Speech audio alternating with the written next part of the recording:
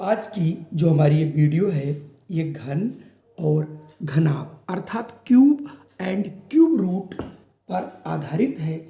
और ये वीडियो उन विद्यार्थियों के लिए खासकर बहुत उपयोगी होने वाली है जो क्लास 6 में पढ़ रहे हैं या फिर विद्या ज्ञान प्रवेश परीक्षा कक्षा 7 की तैयारी कर रहे हैं, या फिर उन बच्चों के लिए भी बहुत लाभदायक है जो कक्षा 5 में उनसे भी ऐसे प्रश्न पूछे गए हैं पिछले एग्जाम में, या फिर राज्य स्तरीय राष्ट्रीय आय एवं योग्यता आधारित छात्रवृत्ति परीक्षा की तैयारी कर रहे हैं। ये सबका मिश्रण है क्योंकि चैप्टर बहुत कॉमन है, उसी के लिए ये बहुत इम्पोर्टेंट है। मैं सबसे पहले आपको यहाँ से बता दूँ, आपको चाहिए कि कम से कम 1 से लेकर के 10 तक के आपको क्यूब याद हो जाने चाहिए। 1 से 20 तक अगर याद कर लेते तो बहुत अच्छी बात है।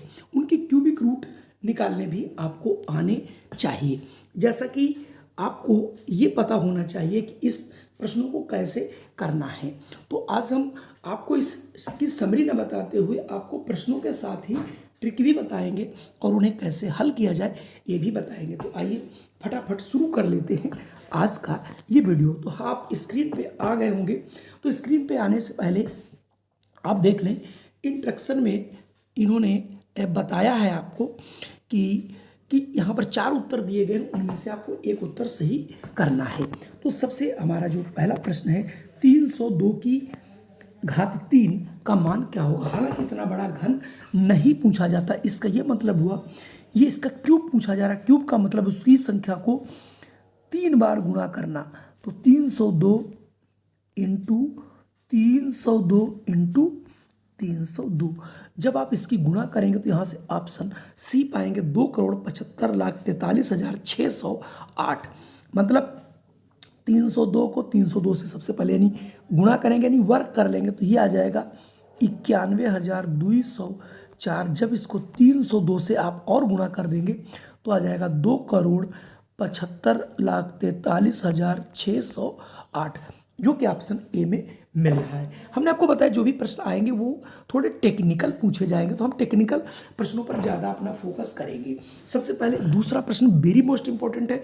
ऐसे प्रश्न पूछे जाते हैं, निम्नलिखित में से कौन सी संख्या पूर्ण घन नहीं है। पूर्ण घन का मतलब है कि जिसकी पावर जैसे 64 है, आपने देखा ये 64, तो 64 को हम लिख सकते हैं 4 इंटू 4 इंटू 4, 4 चक्कू 16 चक्कू 64। इसका मतलब ये जो संख्या है 64, इसको हम सीधे सीधे जो 64 को 4 की घात 3 यानी ये पूर्ण घन है। अगर मैं 216 की बात करूं तो 216 आप याद रखिए 6 का घन है, 6 4 36 छक्का 216। ठीक इसी प्रकार से 243 ये देखिए आपका 7 का घन है, लेकिन 256 जो है ये किसी का घन नहीं है, क्योंकि 256 के जब हम अभाज्य गुणनखंड करते हैं तो 2 दूनी 4 दूनी 8 दूनी 16 दूनी 32 दूना 64 दूना 128 दूना 256 यानी 2 की घात 8 आती। इसे मैं लिख सकता हूँ 2 की घात 3 इंटू 2 की घात 3 इंटू 2 की घात 2।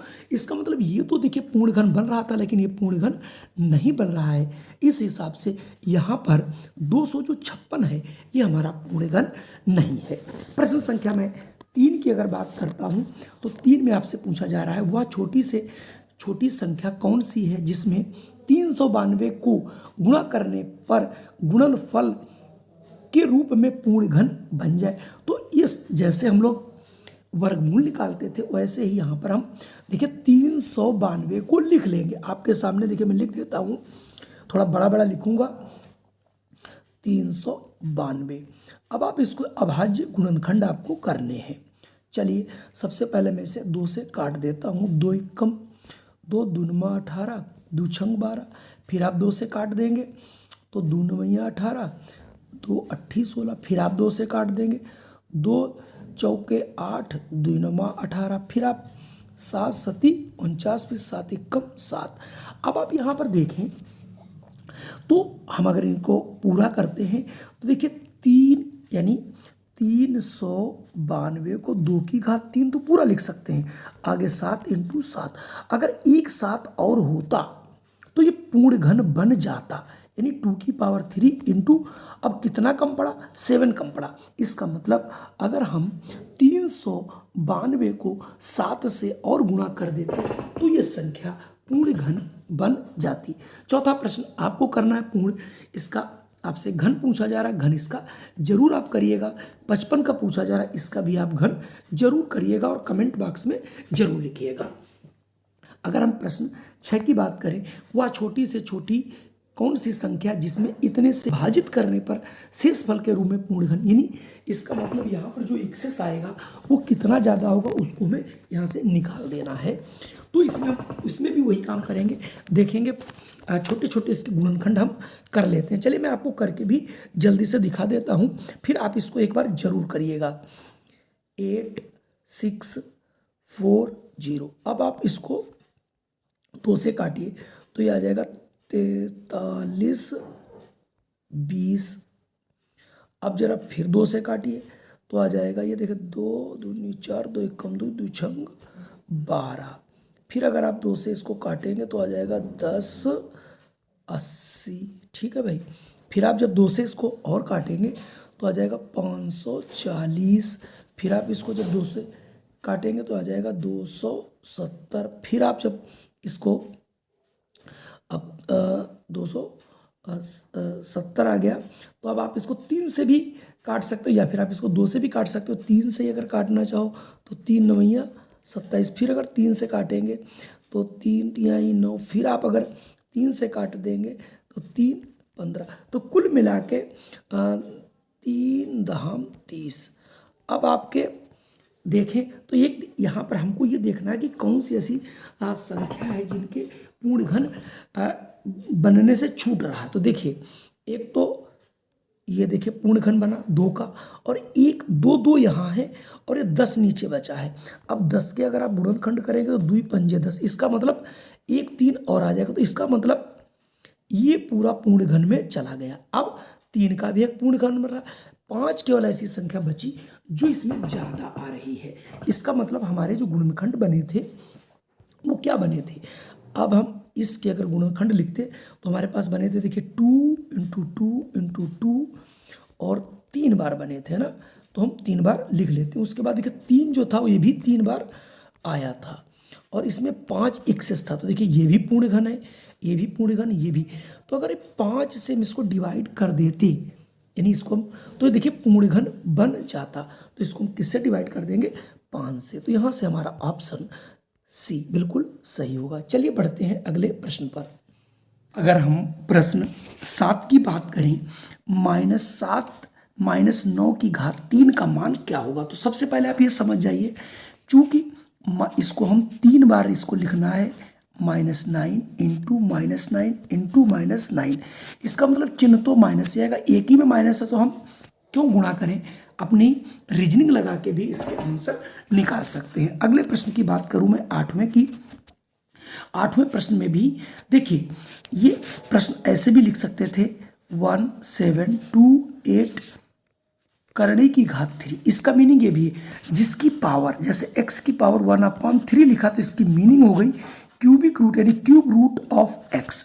तो याद रखना है, ये इस पे कंफ्यूजन नहीं करना है। जिसकी पावर 1/3 है उसका मतलब क्यूब रूट ही है, उसका मतलब घनमूल ही है। अब आपको सिर्फ 1728 किस संख्या का घन होता है ये आपको पता कर लेना है। और ये हमने कहा था थोड़ा अगर आप याद कर लेंगे तो आप इनके आंसर बहुत आसानी से निकाल लेंगे। आप देखेंगे ये आपका 12 का जो है घन है, लेकिन चूंकि क्यूब 3 बार उसका बनेगा माइनस, तो इसका मतलब यह संख्या जो होगी वो -12 होगी, ना कि 12 होगी। तो यहाँ से ऑप्शन ए वाला बिल्कुल सही होगा। अगर मैं 9 की बात करूँ, निम्नलिखित में कौन सी संख्याएं ऋण पूर्णांकों की घन है। तो जो भी संख्या ऋण होंगी तो वो ऋण पूर्णांकों की घन ही होंगी, लेकिन घन है या नहीं ये बात अलग रहेगी। तो मैं पहले इन संख्याओं को या तो आप घन निकाल लें या फिर आप ऑप्शन से चूज करके पहले देख लें। अगर हम ए को ले 64 देखिए -4 का क्यूब है। अब ये 2197, इसको अगर आप देखोगे तो ये 13 का, यानी 13 का क्यूब है, इसका मतलब पहली ही दोनों जो संख्या दी गई हैं ये पूर्ण घन है और ऋण संख्याओं की ही। अगले अगर मैं प्रश्न की बात करूं, ये जिसकी मैं टेक्निकल बात करता था, अब आपके पास यहां पर देखिए दो संख्याएं दी गई हैं 27, और आप एक चीज और याद रखिएगा, यहां पर मैं आपको बता दे रहा हूं स्पेशली अगर कभी आपको रूट क्यूबिक रूट में m और n दिख जाए तो इसका यह मतलब हुआ क्यूबिक रूट m का भी है और क्यूबिक रूट n का भी है। बस इतना आपको याद रखना है।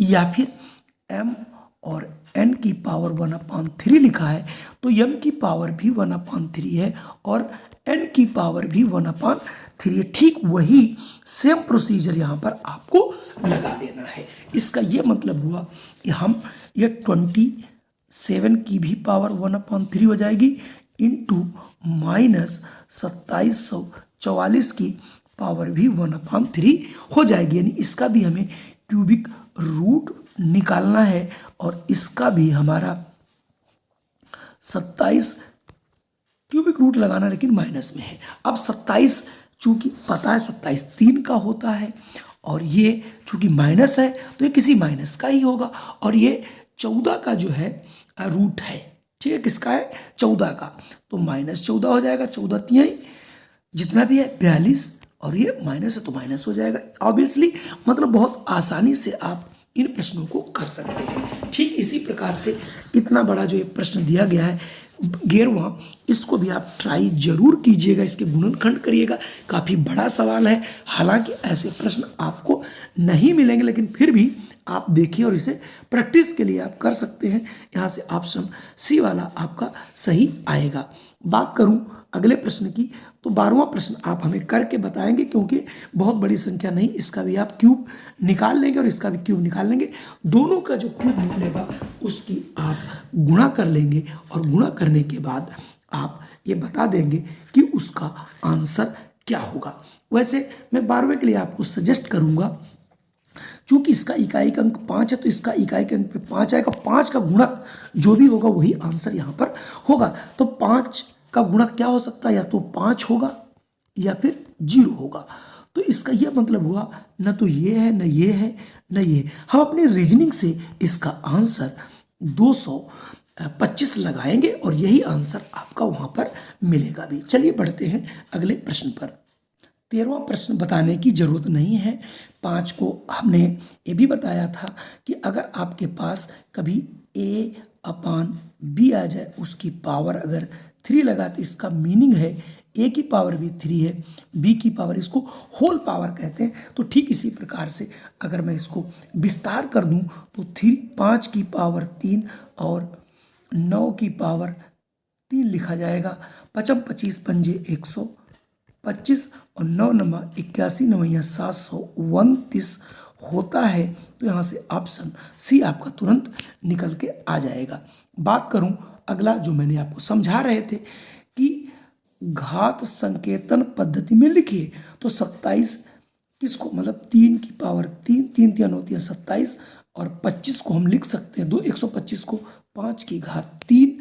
तो इसको हम चूंकि दोनों की पावर एक ही है तो 3/5 की पावर 3 भी लिख सकते हैं, ये भी लिख सकते हैं। चूंकि ऑप्शन में ये वाला आंसर दिया गया तो यहाँ से हम आंसर को चुन लेंगे और जो भी आंसर हमारा ए मिल रहा है उसको यहाँ से हम टिक कर देंगे। अब देखिए 3.1 का क्यों पूछा जा रहा है, तो इसका मीनिंग है 3.1 इंटू 3.1 इंटू 3.1। अब आपको याद रखना है कि 3 अंकों के बाद डेसिमल लगेगा। हालांकि यहाँ पर तीनों अंकों के बाद डेसिमल लगा है, इसलिए आपको यहाँ पर क्यूब करना ही पड़ेगा। बिना क्यूब किए हुए आप इसका आंसर नहीं निकाल सकते। अगर आप 31 इंटू 31 करते हैं इंटू 31 तो 31 एक सेम होता है 961 इंटू 31 करेंगे, इसकी जो गुणा आ जाएगी 29791 और 3 के बाद डेसिमल लग जाएगा तो 29.791, यानी ऑप्शन यहाँ से कोई ऐसा आपको दिखाई पड़ रहा है, ये ऑप्शन इसका बी वाला है, यही आंसर हो जाएगा। अगर मैं अगले की बात करूं, वेरी मोस्ट इंपॉर्टेंट भी है और सरल भी है, आपको जैसा मैंने बताया। अब चूंकि माइनस से 3 बार गुणा करेंगे, माइनस तो माइनस ही आंसर आएगा, तो माइनस में सिर्फ यहाँ पर एक ही आंसर है, लेकिन इनमें से कोई नहीं, इसलिए आपको करना ही पड़ेगा।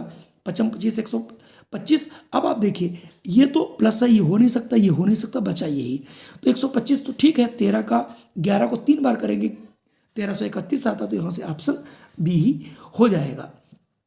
17 आप अलग से देखिएगा, यानी ये क्यूबिक रूट लगा, तो इसको हम लिख सकते हैं कर्णिक पावर 3 27 में, और ये 64 का भी 3 लिख लेंगे। 27 होता है 3 का 4, 64 का होता है 4, तो इसका आंसर हो जाएगा 3/4, यानी ऑप्शन ए सही होगा। अगला है, निम्न संख्याओं में से कौन सी संख्या परिमेय संख्या की घन है।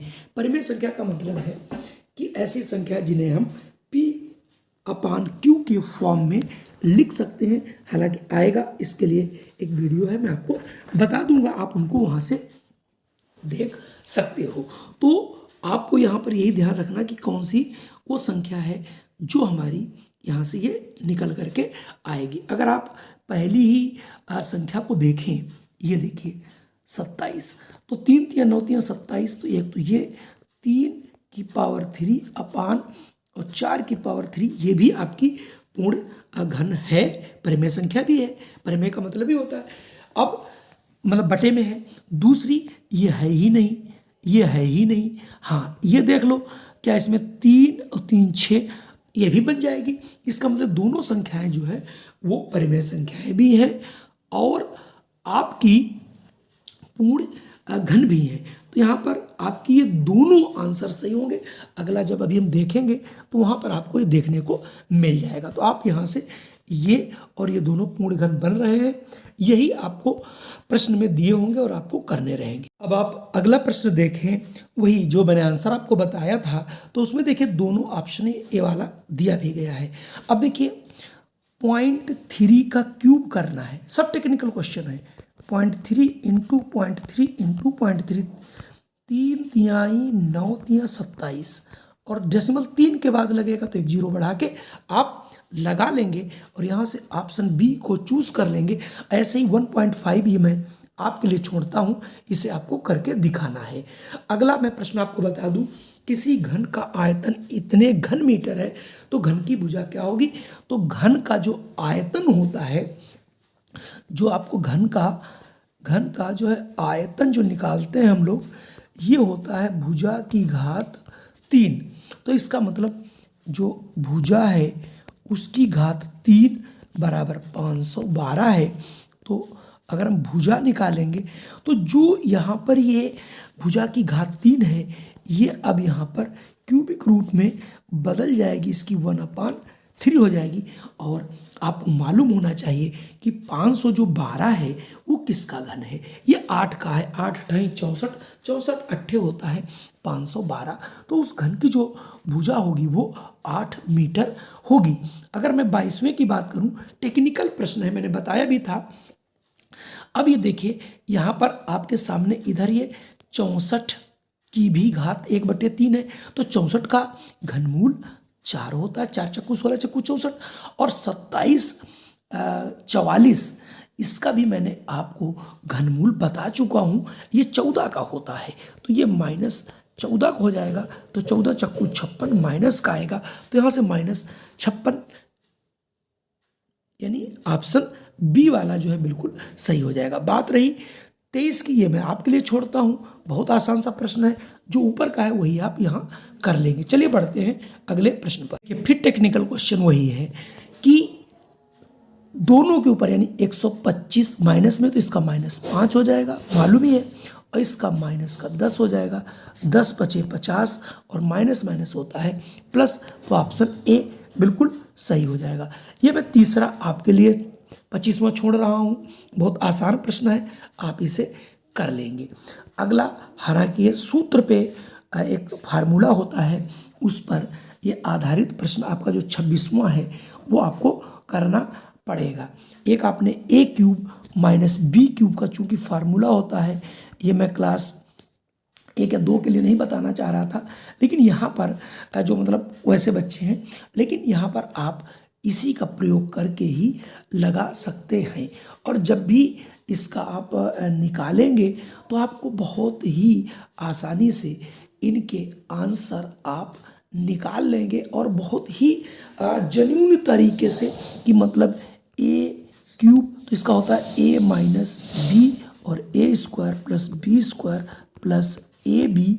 जब आप देखोगे तो ये देखिए, अगर नीचे थोड़ा सा आपके लिए तो ये आपका ये वाला जो टर्म पूरा है वो इससे कट जाएगा, तो a माइनस बी बचेगा। यहाँ पर एक जगह 52 है, बी की जगह 42 है, तो 52 में से 42 जाएगा 10, तो इसका आंसर 10 आ जाएगा। जब भी कोई बड़ा प्रश्न हो तो उसका आंसर सबसे छोटा हुआ करता है। अब ये ए क्यूब प्लस बी क्यूब का फार्मूला आपको अगर आता है तभी आप इसे कर पाएंगे। इसे आप करिए, मेरे पास जरूर इसका आंसर आप लोग भेजिए। किसी घनाकार बॉक्स का आयतन इतना है तो बॉक्स की भुजा बताइए। तो मैं बता चुका था भुजा निकालने के लिए इसका क्यूबिक रूट हो जाता है। अब आपको सिर्फ इसका अगर क्यूब निकालना आता है और इधर से 3 है तो 3 अंक मतलब एक अंक छोड़ करके यहाँ पर आपको डेसिमल लगा देना है। चूंकि इसको 3 बार आप गुणा करेंगे तो अगर आप इसका निकालोगे तो ये आता है 32, यानी 3.2 इंटू 3.2 इंटू 3.2। तो आप देखेंगे तो 3.2 यानी ऑप्शन यहाँ से ए वाला बिल्कुल सही हो जाएगा। रही बात 29 की, ये वाला भी मैं प्रश्न आपको बता चुका हूँ। वह छोटी से छोटी संख्या ज्ञात करो जिसे इतने से भाग देने पर, तो भाग देने का मतलब मैंने आपको बताया भी था, इसको आप छोटे छोटे इसके आप टुकड़े कर लेंगे और टुकड़े करने के बाद जो भी एक्स्ट्रा आएगा उसको आप निकाल देंगे और आप इसको जो बचेगा उससे आप भाग कर देंगे तो ये पूर्ण घन बन जाएगा।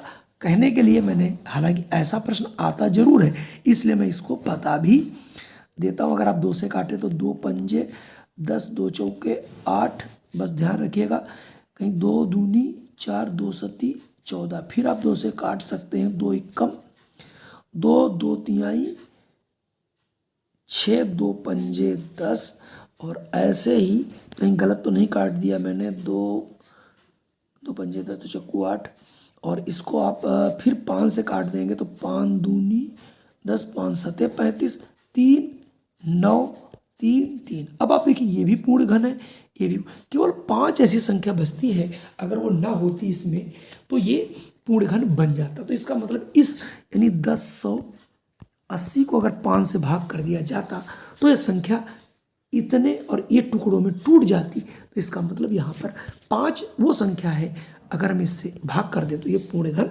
बन जाएगा। अब इसमें कितनी संख्या कमी रहेगी उसको आप जरूर करिएगा और कमेंट भी हमें करके जरूर बताइएगा कि इसका आंसर क्या होगा। तो आज के ये हमारे 30 प्रश्न थे, संभवतः ये आपको जरूर पसंद आए होंगे। अगर पसंद आए हैं तो आप इस वीडियो को लाइक कर दीजिए और अगर चैनल पे पहली बार आए तो इसे सब्सक्राइब कर लीजिए। इस प्रकार की आपको वीडियो दिन प्रतिदिन मिलती रहेंगी।